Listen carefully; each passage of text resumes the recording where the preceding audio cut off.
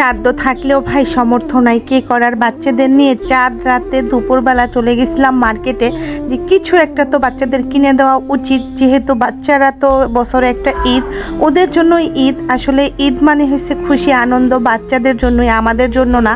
তো রেডি হয়ে বাচ্চাদের নিয়ে যাচ্ছিলাম চাঁদ রাতে। আসলে টাকা পয়সার যে মানুষের, আমরা মধ্যবিত্ত হওয়ার কারণে কারোর কাছে হাত পাততে পারি না রে ভাই। মধ্যবিত্ত হওয়াটা যে কতটা একটা যন্ত্রণা, কতটা কষ্টের, যারা মধ্যবিত্ত তারাই জানে। না কারোর কাছে হাত পাততে পারে, না কারোর কাছে চাইতে পারে, না কারো কেউ দেখে সেই কষ্ট, বা কেউ দেয় কষ্টটা ভাগ করে নেয়।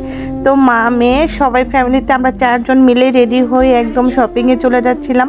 শপিং কি আদৌ আমরা করতে পারছি? আদৌ কি আমার ছেলে মেয়েকে কিছু দিতে পারছি? আজকে সব কিছু থাকতেছে এই ভিডিওতে।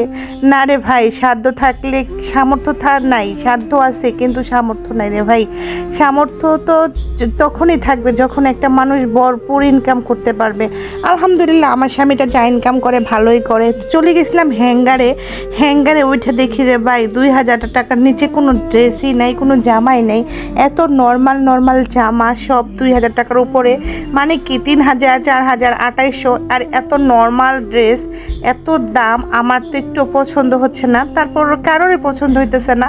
পছন্দ যেমনই হোক, ড্রেস আছে মোটামুটি ভালোই লাগে, কিন্তু এত দাম আমাদের সাধ্যের বাইরে। বলবেন যে কেন, আপনার হাজব্যান্ড কামাই করে না? হ্যাঁ করে, মানুষের তো সবসময় একরকম যায় না। এই বছরটা আমাদের জন্য অনেক ভালো একটা বছর। ঈদটা অনেক ভালো, সারা রমজান কাটছে অনেক ভালো আলহামদুলিল্লাহ। কিন্তু আমাদের টাকার একটু ক্রাইসিস পড়ে গেছি, একটা বড় একটা ঝামেলায় পড়ে গেছি। তার জন্য সেই ঝামেলাটা আপনারা কিছুদিন পরেই বুঝতে পারবেন যে কেন আমাদের টাকার ক্রাইসিস ছিল, আর কেনই আমি আমার বাচ্চাদের ঈদে কিছুই কিনে দিতে পারলাম না।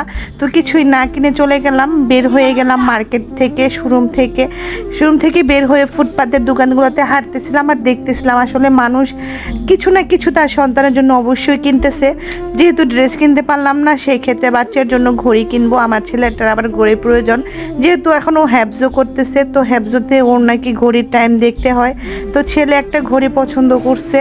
তো যাই হোক, এই দোকানে ছেলের ঘড়ি পছন্দ না হওয়ার কারণে আমরা অন্য একটা দোকানে চলে গেছি।